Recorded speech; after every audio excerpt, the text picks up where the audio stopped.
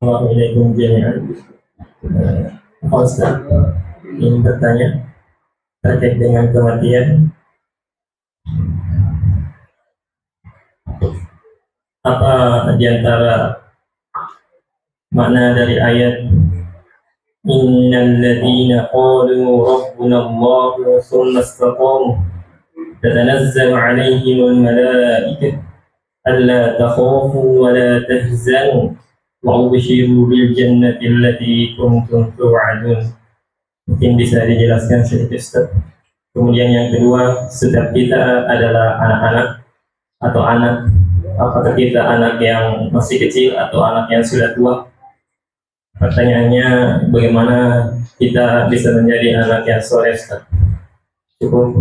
Assalamualaikum warahmatullahi wabarakatuh. Waalaikumsalam warahmatullahi wabarakatuh. Baik, Allah Subhanahu wa taala berfirman dalam surah Fussilat ayat 30, Innal ladzina qalu rabbuna Allah tsumma istaqamu. Sesungguhnya orang-orang yang berkata, Rabb kami, Tuhan kami adalah Allah. Kemudian dia istiqomah. Sudah dibahas tadi malam ya, istiqomah.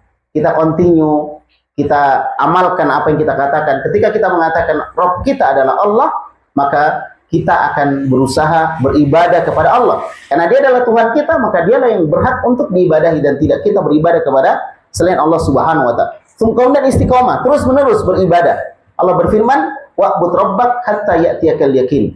Teruslah beribadah kepada Allah sampai datang kematian. Sampai datang kematian. Jadi kita terus beribadah kepada Allah sampai datang kematian. Tidak akan pernah berhenti ibadah sampai kematian itu datang menjemput kita. Kemudian dalam hadis yang diriwayatkan oleh Imam Muslim, Nabi SAW bersabda, Inna ahabbal a'mali indallah adwamuha wa in qalla. Sesungguhnya amalan yang paling dicintai oleh Allah adalah amalan yang dilakukan secara kontinu, terus-menerus, walaupun sedikit. Walaupun sedikit. Nah, orang yang istiqomah, orang-orang yang berkata bahwa Rabb kami adalah Allah, lalu dia istiqomah, tatanazzalu alaihimul malaika. Maka malaikat akan turun untuk mendatangi dia. Kemudian malaikat mengatakan, Allah takhafu, jangan kalian takut. Jangan kalian takut. Kalau kalian sudah ibadah, istiqomah, jangan takut. Makanya saya bilang tadi, ibadah adalah nikmat, ibadah adalah jalan petunjuk, ibadah adalah keselamatan kita. Makanya malaikat bilang, Allah takhafu, jangan kalian takut. Wala tahzanu, jangan bersedih. Jangan bersedih. Bapak Ibu, semiskin apapun kita, kalau kita sudah ibadah kepada Allah, jangan bersedih. Jangan cemburu sama orang-orang yang Allah berikan kekayaan, namun dia tidak peduli dengan akhirat. Jangan cemburu dengan mereka. Karena apa? Yang Allah berikan kepada Bapak Ibu berupa hidayah, petunjuk untuk beribadah, jauh lebih besar nilainya daripada segalanya. Makanya malaikat bilang apa? Allah takhafu, jangan takut. Ya, wala tahzanu, jangan sedih. Tidak boleh orang beriman itu sedih dengan diberikan harta sedikit. Saya sudah jelaskan tadi malam. Nabi kita juga diberikan harta itu tidak banyak. 1 bulan bayangkan Aisyah dapurnya tidak menyala. Nabi pernah lapar, pernah ganjal perutnya dengan batu, diikat dengan 2 batu. Waktu itu sahabat mengikat perutnya dengan batu karena lapar di perang Khandaq ini, lapar. Maka mereka semua datang kepada Nabi, ya Rasulullah, lihatlah kami. Perut-perut kami ganjal dengan batu karena kami lapar. Maka Nabi memperlihatkan perut beliau diganjal dengan 2 batu. Artinya Nabi lebih lapar lagi dari mereka. Tapi Nabi nggak sedih. Nabi tidak sedih. Suatu hari Umar bin Khattab melihat Nabi Muhammad SAW. Ada bekas-bekas tikar di badannya. Nabi tidur di atas tikar. Maka Umar bersedih, meneteskan air mata. Dan dia berkata, ya Rasulullah, lihatlah. Penguasa-penguasa Persia, penguasa Romawi. Dia duduk di singgah-sana mereka. Permadani yang indah. Sedangkan Anda adalah Rasul Allah, utusan Allah. Kenapa begini? Subhanallah. Ya, maka Nabi SAW mengatakan bahwa itu untuk mereka di dunia dan untuk kita nanti di akhirat. Nabi nggak sedih dalam kondisi apapun. Nah itu, makanya orang beriman, beribadah kepada Allah jangan sedih, ya, jangan takut. Kemudian sebaliknya, wa abshiru bil jannah, bergembiralah kalian dengan kabar gembira berupa surga, allati kuntum tu'adun, yang sudah disediakan untuk kalian. Kenapa? Surga disediakan untuk orang bertakwa. Uiddat lil muttaqin. Surga itu disediakan untuk orang yang bertakwa. Jadi kenapa ada surga? Karena Allah sediakan untuk orang bertakwa. Makanya kalau mau masuk surga harus jadi orang bertakwa.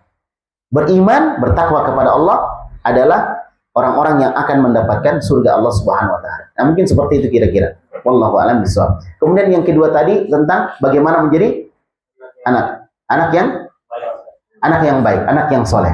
Baik. Kesolehan seorang anak pemberian yang paling besar yang seorang anak berikan kepada orang tuanya. Pemberian kepada orang tua yang paling besar bukan harta, bukan jabatan, bukan rumah, tapi kesolehan. Kalau anak itu soleh, maka itu pemberian terindah yang diberikan anak kepada kedua orang tuanya. Maka ketika ingin menjadi anak soleh, jadilah anak yang bertakwa, beriman kepada Allah. Ini secara umumnya. Ketika kita menjadi orang yang bertakwa, beriman kepada Allah, maka kita menjadi anak yang soleh. Nah, salah satu ciri orang beriman, bertakwa kepada Allah, dia akan berbakti kepada kedua orang tuanya. Dia akan berbakti kepada kedua orang tuanya. Dulu ada kisah dari seorang yang masuk di dalam goa, lalu tertutup. Ada 3 orang. Kisahnya panjang sekali. Saya cuma mau kisahkan 1 orang saja dari 3 orang tersebut. Jadi ini goa tidak terbuka. Sampai mereka mengatakan, ini goa tidak akan terbuka sampai kita menyampaikan kepada Allah kebaikan-kebaikan yang pernah kita lakukan, yang di dalamnya ada keikhlasan.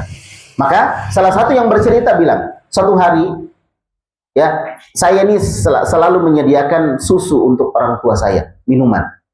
Ya, nah, suatu hari saya mencari kayu sampai masuk ke dalam hutan, dan kemudian saya terlambat pulang. Ketika saya terlambat pulang, saya melihat orang tua saya sudah tertidur, tapi tetap saya buatkan air susu dan saya bawa, saya pegang, dan saya tunggu sampai dia bangun. Nanti menjelang pagi baru dia bangun. Setelah itu saya berikan. Bagaimana? Itulah ciri, itulah tanda kesolehan seorang anak. Dan ternyata setelah itu pintu gua tadi tergeser sedikit. Dia mengatakan, ya Allah, kalau yang saya lakukan itu ikhlas karena Engkau ya Allah, maka geserlah pintu gua ini. Maka pintu gua tadi tergeser sedikit. Digeser oleh Allah. Itu kejadian tentang orang-orang yang terjebak di dalam gua. Nah, itu ciri dari anak yang soleh. Kesolehan seorang anak pemberian terbaik untuk orang tua. Makanya jadilah orang yang bertakwa, jadi orang beriman. Jangan lupa ibadah kepada Allah, berbuat baik kepada orang lain, ya, menolong, membantu. Kalau kita ada harta, kita sedekah dan lain sebagainya. Maka itu adalah pemberian terbaik untuk orang tuanya. Kenapa? Anak adalah hasil usaha orang tua. Semua yang dilakukan anak secara otomatis akan didapatkan oleh kedua orang tuanya. Maka anak soleh, dia memberikan seluruh pahala dia untuk orang tuanya tanpa mengurangi pahala dia.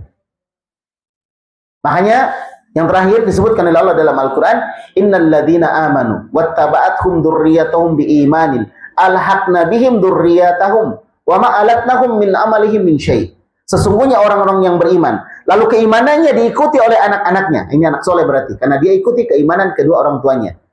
Maka kedua orang tuanya akan mengikuti derajat dari anak-anaknya tadi. Kalau anaknya masuk surga, derajatnya lebih tinggi dari orang tuanya, maka orang tuanya akan diikutkan derajatnya dengan anaknya tadi. Kalau sama-sama masuk surga ini ya, orang tuanya masuk surga, anaknya masuk surga. Anaknya derajatnya lebih tinggi, maka orang tua akan diikutkan derajatnya dengan anaknya tadi. Ya, akan diberikan derajat itu kepada kedua orang tuanya. Wa ma alatnahum min amalihim min syai', tanpa mengurangi pahala kebaikan yang telah Allah berikan kepada anak tersebut. Orang tua dapat, tapi pahala anaknya tidak dikurangi. Itulah anak yang soleh. Semua Allah memberikan kebaikan kepada kita. Dan salah satu juga ciri anak soleh, selalu mendoakan kedua orang tuanya, baik ketika mereka masih hidup atau mereka sudah tidak ada. Wallahu a'lam bishawab.